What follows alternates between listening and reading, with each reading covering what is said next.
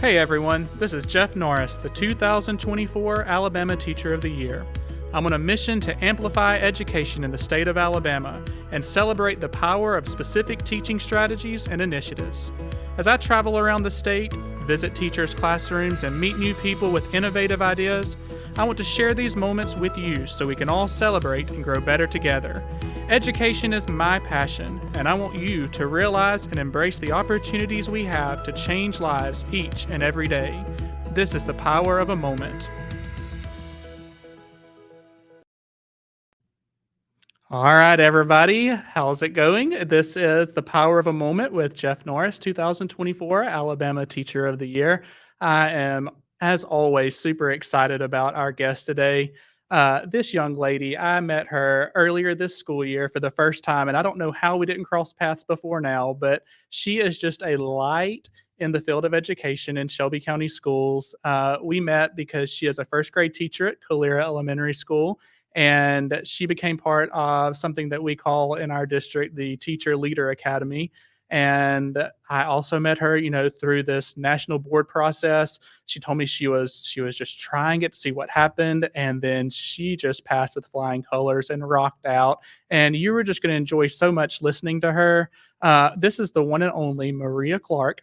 Hello, Maria. Hi, how are you? That was I'm so sweet and humbling. Thank you. Oh my goodness, it's every word of it is true. She's coming straight, y'all. It's 3:30-ish on a Monday afternoon. So Maria's coming from being with a bunch of first graders, and then she had to cover somebody else's duty this afternoon, and she is still smiling and ready to start, which just says so much about you. So I'm so glad you're here. We're gonna have a great time this afternoon. Yes, yes. Uh, So so glad to be here. yeah, so I mentioned Maria is first grade, Clear Elementary, Yes. nationally board certified and early childhood generalist. She is a rock star teacher leader at her school, and she has just this coolest story. And we're going to talk a little bit about that too, Maria. I know, but just tell us, what have I left out, and maybe anything that I haven't mentioned yet, and then tell us kind of your journey into becoming a teacher. Yes. What popped into my head as you were speaking, of course, I was like I said, extremely humbled and just overwhelmed with just these bursts of images of the process of certification, and it just reminded me of the scripture, I can do all things through Christ who gives me strength. That just kept going over and over in my head, and my journey, oh my goodness. So uh, I'm Maria Clark, but there's this fabulous person named Miss Mary Clark. Yes. She is a giant in the field of education. But first and foremost, before she's Miss Mary Clark, she's my mom, and she loved her red high heels when she Oh was my teaching in the goodness. classroom. Her red high heels were fabulous. I remember playing in these red high heels, and I remember saying, "Oh man, look at my mama smelling like oil of Olay and wearing her red high heels." And I remember this one time in particular, I wasn't feeling well, so I went to my mama's classroom and I saw something so amazing. The influence has had a great impact even to this day. Yeah, hold that thought because I was just thinking about this. I didn't even tell everybody we're talking about the power of influence today. Okay. I didn't even mention that, so I'm so glad you brought that word up. So, everything we talk about today is going to revolve around this word influence. Mhm. And I hate to even stop your role because, like, look, this story is amazing. The other day in our Teacher Leader Academy, we actually got to tell stories about people who influenced us and different reasons why we love our field of education. So, surprise, Maria Clark, I actually have your video that you shared, the story. It's going to be really good. So I'm going to pull it up full screen for everybody to see, and we're going to watch this together. You ready? Yes. Oh my gosh. Yes. All right, here we go. I am a teacher's kid. So back in the day, if you were a teacher's kid and you got sick, you were allowed to go to your mom's classroom and just hang out. So I remember one time I had something and I was laying on my mama's couch and she had her fabulous red high heel shoes on. Teachers used to wear high heel shoes to teach with these full suits and dresses from church, and she was just fabulous. And so she's teaching this very complicated lesson, and at the beginning of the lesson, her fifth grade students were looking around like, what is this? Is this alien? What is this foreign thing that Miss Mary Clark is putting on the board? And they had no idea what to do. But by the end of that lesson, there were light bulbs and aha moments, and they got the lesson. and I looked at my mama in her red high heel shoes and said, you know what? That's exactly what I want to do. And now it's almost 10 years later, and I don't have my red high heels shoes on, but I have them on in my heart, and it's all thanks to that one small moment. Thank you, Mama, Miss Mary Clark. Oh, love you, Yeah. mama. Oh my goodness. We're going to send that What? to her. That is an amazing tribute to her. And Yes, what's yes. I just think it's funny because I think all of us, we talked about this that week when we filmed these, is that everybody has this story, not even Mhm, necessarily why you became a teacher, but it may be mhm, somebody that influenced you, or the fact that you influence other people, or that mhm. it's just these moments. We talked about these power, this the name of the podcast, Power of a Moment. Like, Right. obviously, I believe in these small things that happen, and just that one moment in your life that you can pinpoint. And I'm sure there are other things that kind of led to you becoming a teacher, and that kind of influenced you on this journey, and not just that one thing, but just that you can define that moment is so cool and so powerful. And Mhm, mhm. it's also telling about, like, us as teachers, right? I'm sure we're gonna get into Right. this. So, like, we have this same potential to make that happen. Mhm. Yeah, so Right. good. All right, what did I Yes, forget? So tell me more about this story, or tell me, like, what are some other things that kinda led you into, teaching? yes. So back, I keep on going back in the day, but all these this moment just kept the the reinforcement or just kept reappearing itself. It just Mhm. kept reappearing and manifesting itself in different ways throughout my life. So I remember one summer, this was after the red high heel moment, and I remember one summer this daycare opened, and it was just like in walking distance of our house. So I said, "Hey, mama, you think they'll let me teach there?" She's like, "Well, let's go try and see it." And so we walked down to this daycare, and it was called Tiny Toes. Isn't that cute? Tiny Toes. And so I was so excited, and I had my little resume, and I went up, "Hi, I would like a job because I love babies and I love to teach." And all these things, and I was so excited. And the lady was like, "Okay." We And just I need remember, people, we just need people. You didn't yes, know yes, that. come, you love babies. I love babies. And I remember teaching this little tiny little wiggly juicy baby to do the itsy bitsy spider. I said, "Come on, do the itsy bitsy spider, do this." And then the next day he's doing his little land. Oh. I mean, I was like, "Yep, I'm gonna teach." And I remember with my little cousin, he was struggling tying his little shoes. This was later on.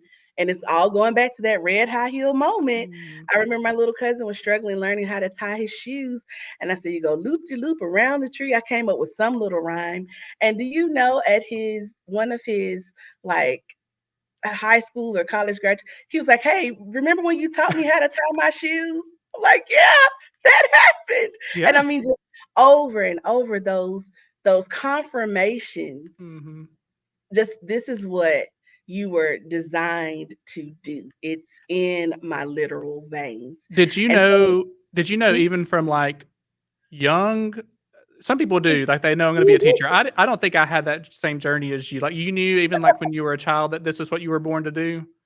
I would always just I remember teaching to my baby dolls. I Mhm. remember playing school with my baby brother. I remember my mama would bring home papers, and she would give me, you remember that, oh my gosh, what's it called? It was purple, and it was making like triplicate copies. You Oh, remember yeah. that? Oh, yeah. I know what you're talking Carbon, about, is it the called carbon paper? carbon paper. Mhm. Yes, and I remember Mhm. she would give me, like, the little discarded pieces, and I would make receipts, and I would try to design field trips because, of course, that's what she did. She took countless kids to Washington, DC, so I Mhm. wanna take my dolls to Washington, DC. I was on the phone planning me a trip with my dolls, trying Mhm. to be like my mama, and I it's yeah.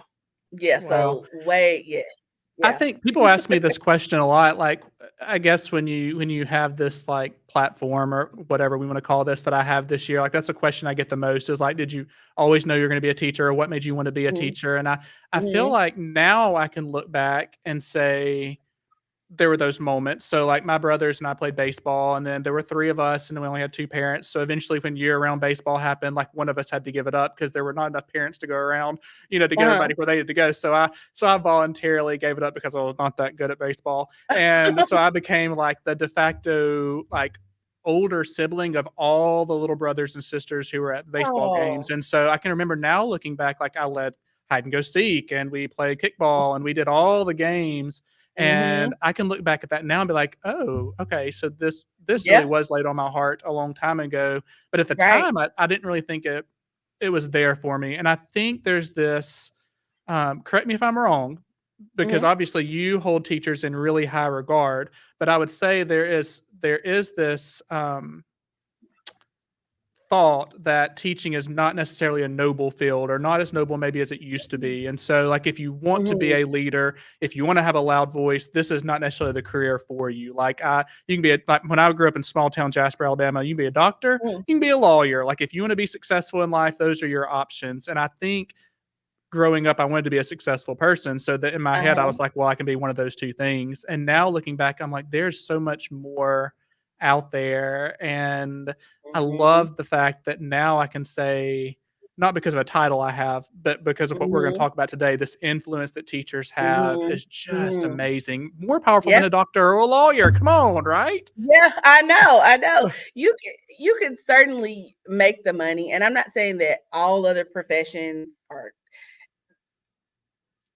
less than in any Right. way, but I just cannot imagine anything else. Like even, working little summer jobs. I think I had one or two little jobs before I even went away to college that were non-teaching. And guess what it would end up doing? Okay, so Mhm. if you look at the Wendy's reviews, there are words in here and there are this and this. And if you carry the 10 and if you can make a 10, Yep. and like, I mean, just Uh-huh. even with my peers, I was always teaching something. They was like, "Hey, go get Mhm. that girl with the glasses. Go get the girl with the glasses. She'll know what that word means." Like when people were training, and so I I think love there that. is a lot of misconception Mhm. about teaching, but the thought that is not noble, I was just flabbergasted. Like Mhm. teaching creates all other careers if you think about Mhm. it. Like if let's just pretend that everything was wiped away, we would still need teachers. We would still Mhm. need people before they can go anywhere else. You have to learn how to read. You have to Mhm. learn these things no matter which type of setting you're in. You have to have someone to teach you at some point. All right. So, right. I Mhm. love that. Okay, now you said reading just then. It just caused me to think. This is an off the wall kind of question too. Okay, So let's go. you chose first grade, or it was chosen for you. I'm not really sure, but you're in Yes, first grade. You've been there for a little yes, bit. So yes. what is like when you think of ways that you influence your students, let's talk academically first and then maybe move into some other ways that you influence them. But I'm just Okay. thinking this aspect of reading, because right now in the public eye, there's kind of a hot button issue, this Mhm, the reading laws that we have, and this kind of mhm, negative connotation that we have. And if you hear science of reading and you're not in the education field, it kind of has this certain connotation. So I just want to hear, like, influencing kids to read, how powerful is that? Like, what do you what like excites you about that? Or maybe it doesn't, but I'm sure it does. oh my goodness. So many things. For example, we just attended this really amazing training led by another giant in her field at our school. And she got up there and she was talking about like the rabbit rule and the tiger rule and ways to syllabicate words. And I was so excited. Hmm. So to go back excited and teach it to my students is, I mean, it's nothing like it for them to say, "Oh, this is a pattern. These words, you do need a brev. You do, Mhm. oh, schwa. What's a schwa?" Like, yes, they Yeah. were so excited. And then teaching about making inferences, like what I do for the inference lesson, I get a big old cardboard box and I'll shake it and it'll be type of object in there rattling and moving around. Mhm. And I'll say, y'all, what could be in this box? And they're like, oh my Mhm. gosh, it's a mystery, a mystery. And they're so engaged. I'm like, could it Mhm. be an elephant? They're like, no, Miss Clark, it can't be an elephant. Uh-huh. Could it be this? Could it be that? And they're super engaged.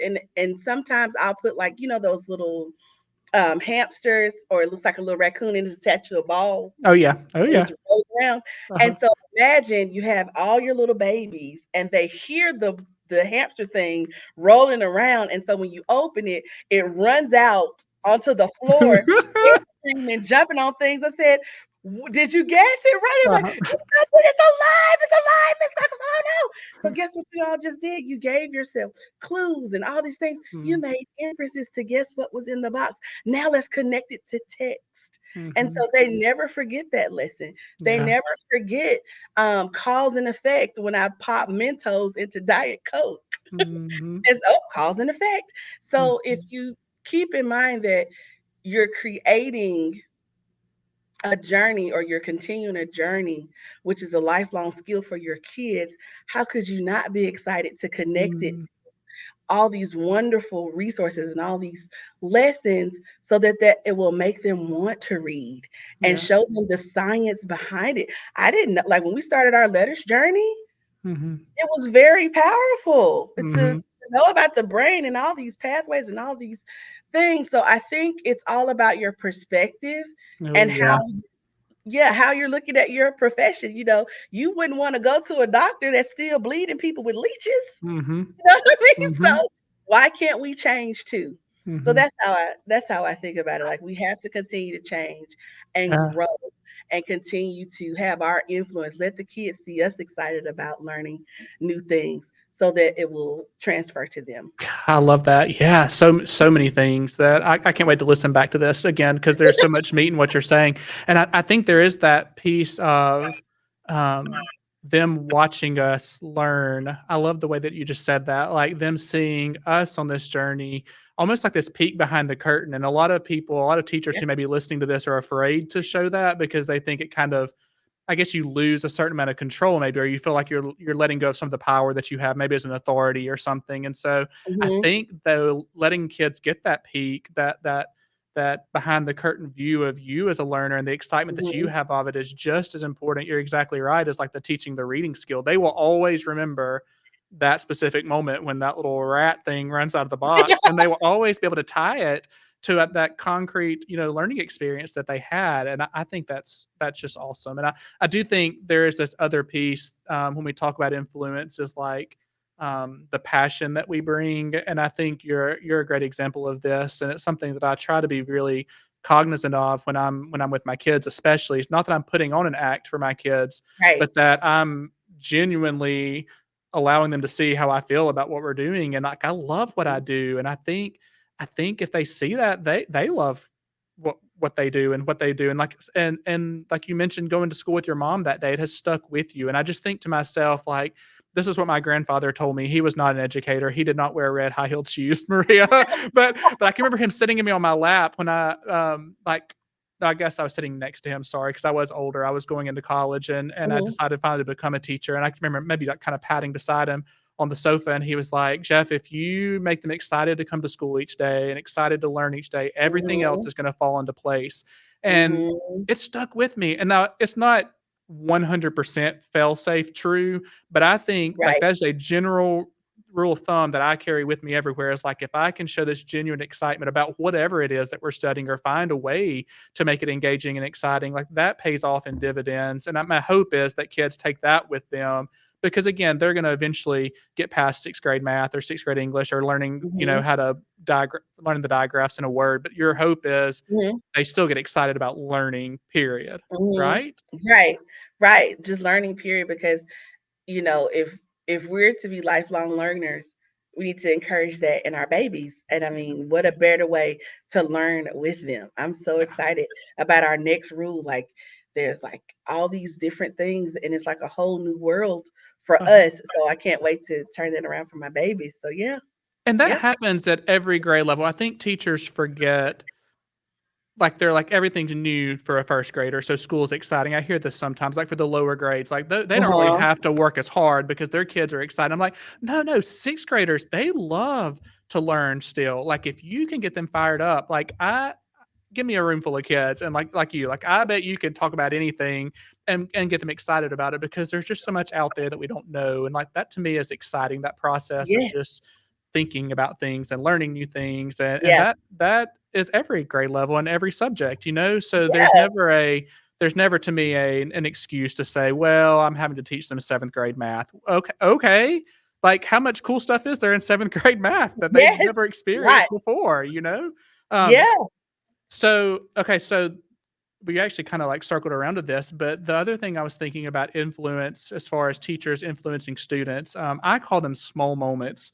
So I Okay. have at the end of the year, I had my sixth grade students write me letters about like meaningful moments or things they remember. And so I had this. I don't know if you even know this, but when I was an assistant principal, I was at Inverness Elementary for about 5 years. So I had some kindergartners who worked their way up through third grade, and then when I came back to the classroom and taught sixth grade, they actually kind of met me back when I got to sixth grade. So I had known some of these students when they were, you know, five, 5 years Right. old and about 2 feet tall. Like you remember these kids, right? Yes. And by the time they Yes. get to be when they're 11 and 12 years old, they've changed just a little bit. And A little bit. so I had them write me letters, and sweet little girl. Now she was tiny little girl, so sweet. And here's what she said in her letter: "Mr. Norris, you always make my day. Yes, you're the best math teacher ever." That's a lie. But it's not that. It's just the simple things like when you tell me good morning in carpool, or when you call me Mhm. Alge. Her name's Audrey. You help show me how to be kind. And I read the letter the first time. And I was like, oh. And then my second gut instinct was like, gosh, dog it. Like I bend over backwards in my math class. Like we dress up like Mario, and I put on the black lights, and like I mean I do everything in this math class to make it engaging and exciting. And the one thing she remembers is me saying hello to her in carpool and a nickname I gave Mhm. her. And then I had to step Mhm. back and be like, you know what? That's what she needed. Like that's the Yeah. moment that she it remembers and that she needs. And that moment Yes. may have led, like you said, to all these other small moments throughout the journey that she can fall back on. But I just Mhm. we forget as human beings, not just teachers, but we forget the influence that we have on other people, and like the Right. smallest things make a big difference. But I Yeah. do think teachers have more of those small things than some other Mhm. careers, and we have to take advantage of those. Yes. I don't know. Are there any like that you can think of in your classroom? Like I'm just thinking, like I'm sure you do morning meeting and some building community type things. I don't know. Can you think of any of those types Absolutely. of things that ways that you hope your kids feel that influence? Oh, as you these faces of these babies, and I Uh, call them my babies because they yeah. get the one thing that they don't tell you when you're in school is how much you're gonna love these kids. Mm, And I remember a few little faces. There was this little girl, and I said, "All right, y'all, have a Merry Christmas. Miss Clark loves you, and I'll see you when we get back."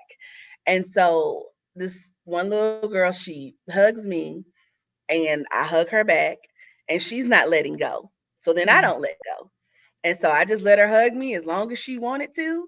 And then I sent her on her way. I think I gave her a little extra little Debbie cake. Said, "Love you, baby. I'll see you." Because why uh-huh. not? And then when she got back, she drops her backpack, and it's like slow motion running Oh. through the hallway when she saw me after the break. And she gives me the biggest, sweetest hug. She said, "I haven't been hugged since we Mm, got out for Christmas."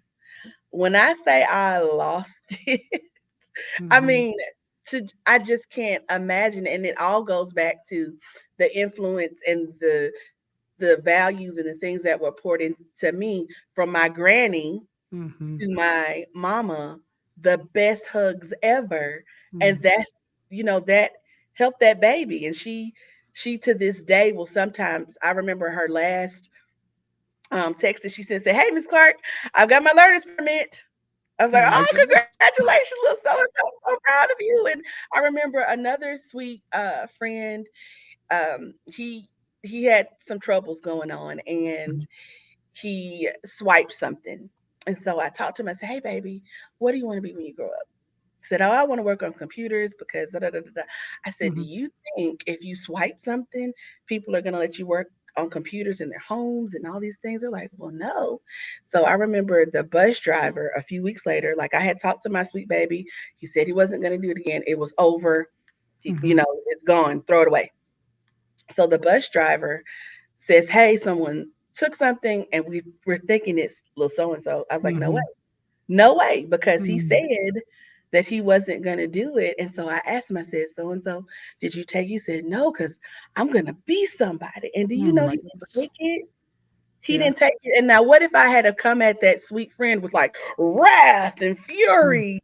But now his life is totally different. I Yeah. remember another child who, um, the mamas, like we do affirmations in our class. You said morning meetings, so it's Yeah. like, um, I am calm, I am smart, I can do this. And so the mama of this student reached out and said, "Hey, can you chat with me on video call?" And I was like, "Sure." And so she says, "Look at so and so, what is this?" I said, "Well, what are y'all doing?" Said, "All I told him to do was, let's say, load the dishwasher." And he was frustrated. So he was saying his affirmations. I My said, "Oh, those are his goodness. affirmations." He was trying to, she was like, "Oh my gosh, my baby." And I told her what they were and the growth mindset and all these Mhm. things. So it's far reaching because it matters every single day. All these Yeah. moments matter. And I remember we were preparing for iReady and I was telling them about using scratch paper. And it's this one little girl. She had gone through, in my brain, she had gone through this much paper. Mhm. And I had told them, use scratch paper. Do you know what that baby was doing? She was writing the question, writing each answer. Said, "Miss Clark, you told me Oh my to show goodness. my work." So I was showing my work. And I mean, just those little things of Mhm. kids who didn't like school. And then once they were a part of Clark's crew, they Mhm. were saying things to their I'm in Miss Clark's crew. I have to make my bed, or I'm in Miss Clark's crew and I have to do this or that. All these things, all of those things matter. God, so good. Yeah, and so good.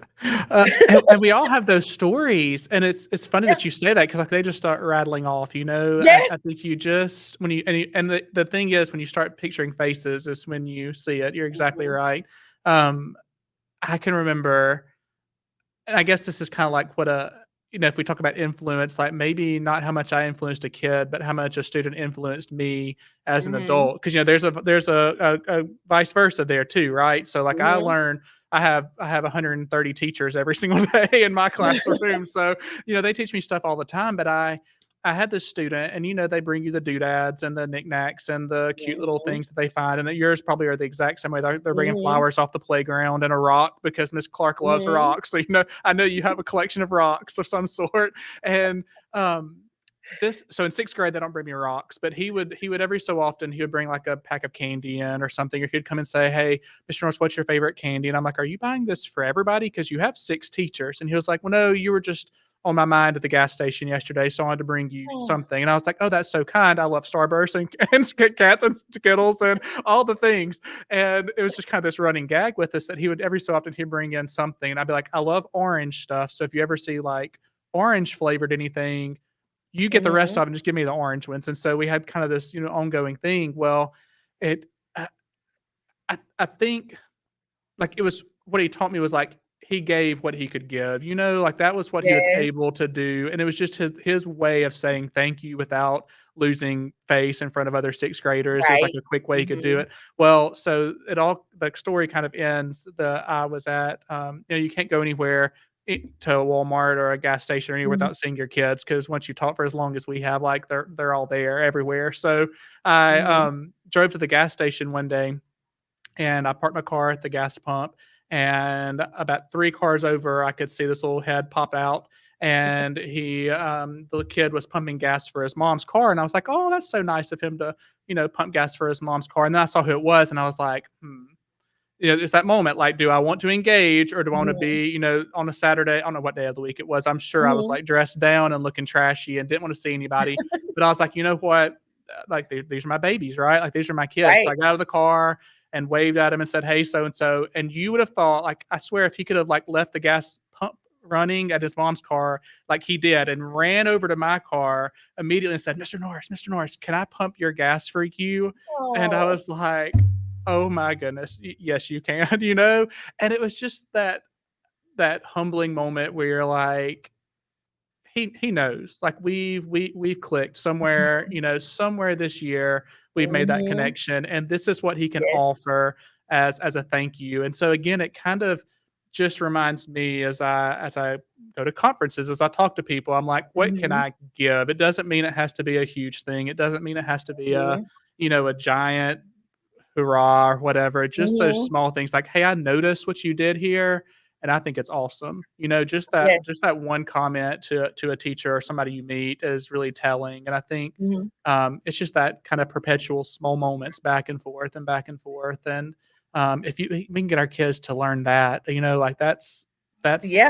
number one. And he did, right. So he taught me, like, back in, just in his way, that he learned that lesson. So Mhm. I don't know. I love those special things, and I think of, um, sometimes they teach you things that they didn't even mean to teach you, or like, you didn't know you needed to learn. So I'm just Right. thinking of things in my classroom, like when I maybe said something in a way that I didn't think was intentional, or didn't intentionally say something to them that I thought was, Mhm. defeating or like putting them down Right. or something. And Mhm. they'll come back. And what I love, I love when a kid will come up and say, "You hurt my feelings," or like, "Hey, did you," that really like something, like those moments, which Right. again is like heart wrenching that I may have said or done something. And but apologizing to kids and saying that, like, to me, that is like a thank you for telling me that, because I'm gonna work better, Mhm. I'm gonna do better for you. I wanna make sure you feel special in my class too. And Mhm. they don't happen a lot, but I do think those are humbling moments, because Right. I'm Yeah. not perfect by any means. I don't ever wanna Mm-mm. I talk way too fast and too much to never make a mistake saying anything. I tell my kids, like, "Call me out," because I don't wanna be that person. I'm kinda sarcastic, and you are too, but I Right. think that's a lesson you learn, is how do we forgive each Mhm. other, and how do we build each other up, because we're a family, we're a community, and we have to learn how to get along. And I don't know. I just think I don't, and maybe you don't have one of those moments either, but can you think of anything that a kid or a student has taught you? What was a Mm. first grader? Can you think of any of those moments? I don't know. You just gave us three Yeah. good ones. Okay. So, I miss say your affirmations. We can do it.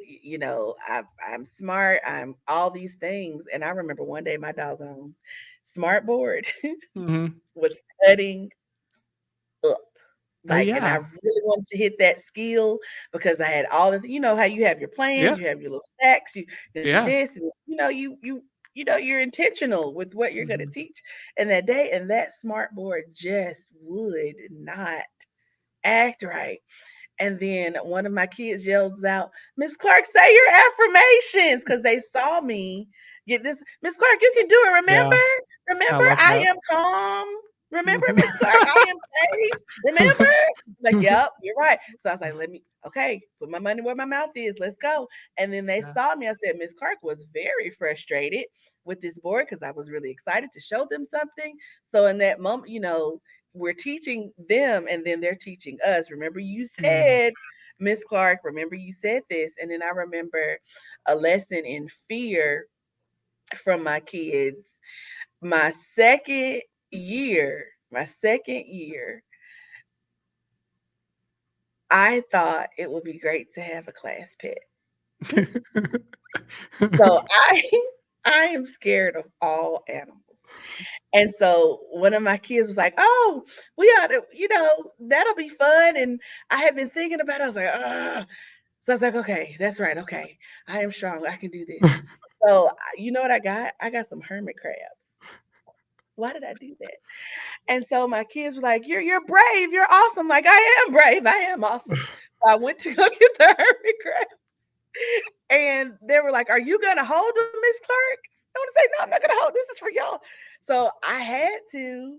model what I'm Yeah. saying. You can do it. So let's pretend this is the hermit crab. And I remember saying, okay, this is our hermit crab. And see, it's nothing to be afraid of at all. You can take it. And they were like, oh, you're doing so good, Miss Stark. We're so proud of you. That's And I good. remember saying, it's not going to bite. And I'm just shaking. But I did it for my kids. And that just reaffirmed and taught me, like, do it anyway. Do it afraid. Mhm. Do it nervous. Go for it. Do it anyway. And I remember my children taught me how to slow Mm, down.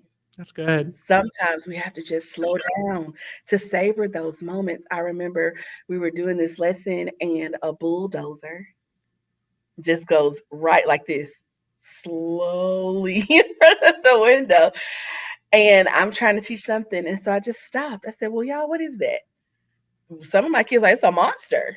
And so we had this whole lesson about machinery and how we have to have school improvements and we have to stay safe and we all these things and well, what's the construction site and all these things. So sometimes slow down. And do you know the kids talked about yeah, that's just as random as Mhm. when that thing went across our window and you were trying to, you know, just slowing down sometimes, embracing that fear of the things that you're just terrified of. It doesn't have to be a hermit crab. It could be public speaking. It Mhm. doesn't have to be a tractor, but just or a bulldozer. Just embrace those moments with your kids. So they taught me countless things, and I remember I was so excited to present this other lesson, and the copies were kind of like off centered, and they said, Miss Clark, remember you said progress over perfection. That's right. I said, I did. So let's go. Like, That's remember? good. Yeah. So all those things come to mind. You know, I can go on and on, but yeah, God, those that's good are top stuff. one. Well, and yeah, I mean, it is. And it's the moments you don't think about or prepare for, like you said. I think that is very true because I am I'm an overachiever. I know this about myself. I'm a perfectionist, and so I will overthink everything and think Mhm. I'm thinking of everything, and then Mhm. it's those small moments that pop up. So I can remember. I love trading stories. This is fun. Yeah. Um, I can remember reading "Roll of Thunder, Hear My Cry." I don't remember if I've Yes. told this before. Which is not the most exciting book ever, especially until you get about halfway through the book. It kind of Right. builds. It's a slow burn, Yes. literally and figuratively. Like it's all about. It's got a big fires, the image, and everything. It's a great book, but the kids were not really into it by chapter 3 or 4. And I mean, I had planned all this stuff and tried to bend over backwards, doing just all kinds of crazy, goofy stuff to make it meaningful for them, and tried to find music that went with it, and like all these lessons. And finally, I could just tell they weren't in it one day, and so I kind of looked out of the corner of my eye, like I am right now, and there was this. I don't remember why I had it in my classroom, but a lantern that one of my personal children had brought or something for some reason, and Mhm. so it's like sitting on a bookshelf over there. And so I've got all these lamps in my classroom, and so like I went around and just was just like cutting off one light at a time, kind of as I was reading the chapter, walking around the room, and like I was trying to just kind of get their interest, just trying to hook them a little bit. And so by the time I got Right. into one light, they were all kind of flipping out a little bit. I can't see, I can't read. I'm like, all right, well here I'll turn the lantern. So I turned on the lantern. I was like, y'all just come meet me on the floor right here. And so we literally like sacked out in the middle of the floor, like everybody, 24 sixth graders, lanky boys just on their bellies, and like people were leaning against the chairs. And it was like this special moment that we had Mhm. together, and we were reading. And when we finished, it was just like this hush in the room. You know, those moments when you're like, this was Yes. good. It was like this Yeah. hush. And somebody said, we got to do this again tomorrow. And I was like, you know what? No, because this wouldn't be special anymore. Like this was a special Mhm. moment we just had with each other, and Mhm. we'll do it again sometime. But like this was, it was that, you know, I didn't think about doing that. It just kind of came to me as I was doing it, trying to engage them. But I love Yes. that it's that special memory now that I have Mhm. that is so powerful. Well, okay, Yes. so you have inspired me back and forth, and so I think this kind of leads us to this final question about influence: is teachers influencing other teachers? So Oh goodness. Yeah. let's this is something. Okay, so you are a leader, and I can tell that you are ready. I don't know that I I don't know that I was. I don't know, maybe I was ready, but I Mhm. think that it was not something that I was looking towards. And now that I am, I think like my four corners, so the four corners of this box, like this is my Right, room. These are my kids. This is room. I call it room D1 all the time. And like right. this is my area, and I'm going to Yeah, influence my kids. And I didn't worry about anybody else. Like I right. can't go out of my box. Like all I can control is all I can control. And Mhm, I that aspect of it, I don't think I ever really got involved in the leadership aspect of it, teachers influencing other teachers until I became an administrator. And by then I mhm. felt like it's like I skipped this arena that I should have tapped into. And so I Oh, love okay. that part of my journey and part of my story is coming back to the classroom because honestly, like I feel more empowered now as a teacher leading teachers than I did as an administrator leading teachers, if Mhm. that makes sense. And Yeah. I don't know if it's times have changed and that's what we're looking for right now in the field of education, or if it's just my mindset has changed, or if Mhm. I don't if just the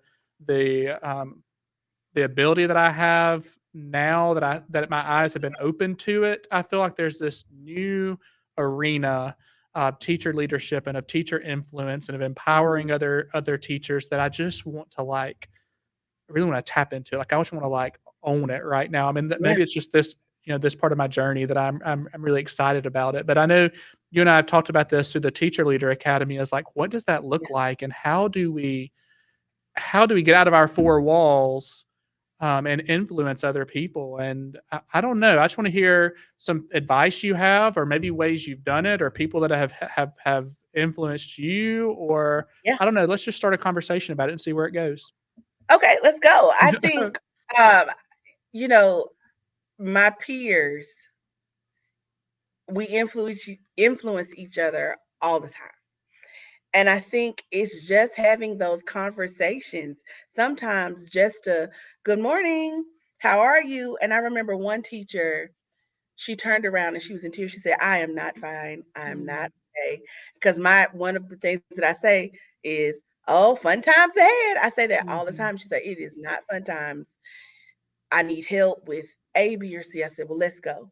And instead of saying, have fun with that, stop what you're doing right. and go help. And I think it needs to be a genuine partnership. It Mm, needs to be open. It needs to be dynamic.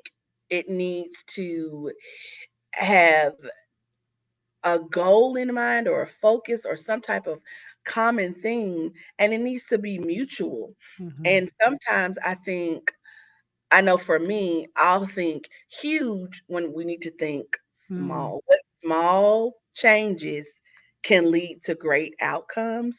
I right. remember when I first started, I bopped into Calera Elementary School, and the person led me to the room, and it was this empty room, and it was just like my teacher table and some desks and some chairs, and I think that was about it. Mhm. So I said, "Oh, where's all my stuff?" She's like, "What stuff, baby?" I said, "My teacher stuff, all my." She's like, "You don't have stuff?" I said, "No, ma'am. I just Mhm. finished with my degree, and I don't have stuff. We were supposed to gather stuff." She's like, "Well, usually," I said, I don't have stuff." And so I Mm, immediately started praying. I said, "Lord, I can't wait to see how you work this out." The person that led me to the classroom sends out an email mm. and says, "Hey, we got this brand new teacher who needs stuff." She needs help. So yeah, so I remember telling my mama, I said, "Mama, is nothing in there?" Say, "It's nothing in your room, baby." Well, okay, well, we're gonna see. And we started to come up with a plan. And so we had our plan. And so she said, "Well, I want to see your room." And that was always part of the plan for mama to come see and my brother and my dad to come see. And we walked in the next day. I kid you not, floor to Mm, ceiling, from one end of the classroom to the next.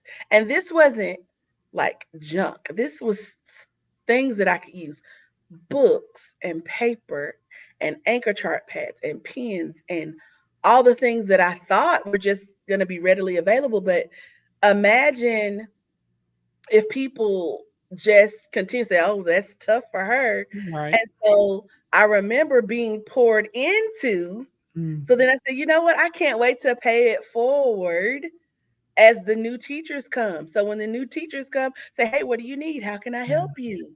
And Yeah. even if it's nothing tangible, oh yeah, I can show you how to clock in and out, or I can do this for you. And it just has to be that Mm. mutual relationship and partnership. And I remember I had this wonderful mentor my first year who really sat with me and looked at standards and looked at activities, and we lesson planned, and it was life changing. You can Mhm. integrate this technology. Guess what? Everything doesn't have to be a worksheet. Did you know that? Like, Mm.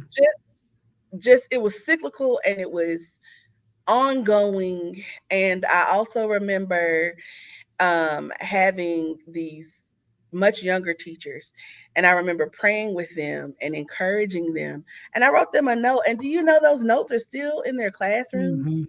right Mhm. now? And Mhm. I mean, I cried because I'm like, oh my gosh, I had almost forgotten all about that. So we need each other. Mm.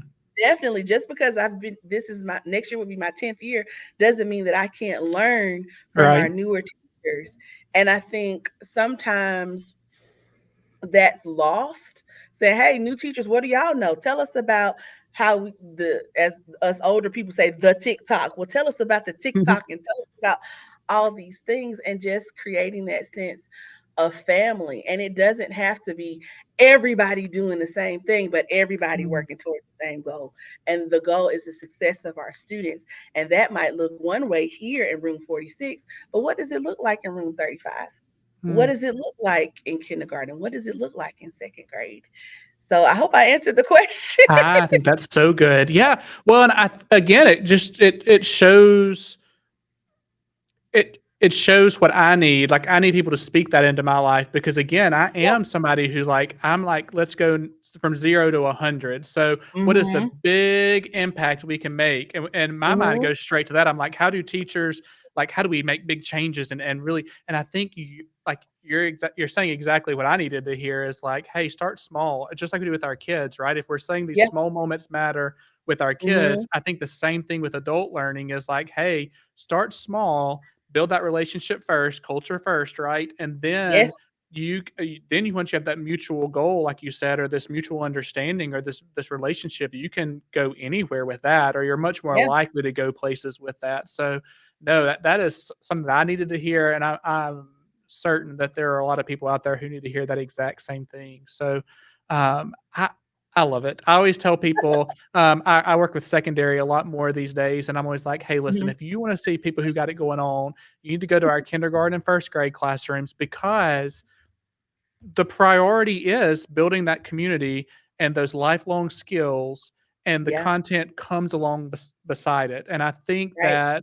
I think in secondary we don't always tie the two together as much. We focus more on the content. We forget the other central piece that's even more important. And so I really think that's just such great news for me to hear today, and for me to put into practice tomorrow as I meet with kids and other adults too. So I appreciate it. I've really enjoyed getting to talk with you. I always do, and Yes. I just Same. think, yeah. Well, thank you. Um, I I hope that people will take a listen to this. I know it's a long recording, y'all, but there's some good stuff in here, and just think about this power that you have to influence other people in those small moments and the big moments and all the moments that you have, and take advantage of that. So, thank you, Maria Clark, and I just can't wait to see what comes next. Yes, I'm excited, and to God be the glory for all the things that He has done. And I'm praying and sending positive vibes out to everyone who may watch this. You're doing more than you think in your Mm, classroom. Your influence is greater than you think. Your reach is farther than you think. I remember last story, I promise. I love I it. remember I got a phone call and it was kind of late, and I said, "Oh my goodness, this is one of my kids." Mhm, And it's the grandmother is calling from a hospital saying, "Hey, we've been in an accident."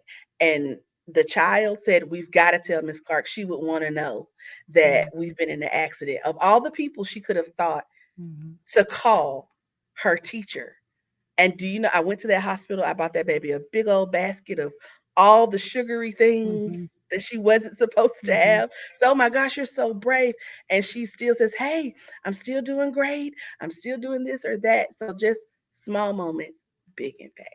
I love So it. thank you so Yes, much. it's been fun. I'll talk to you soon. Bye.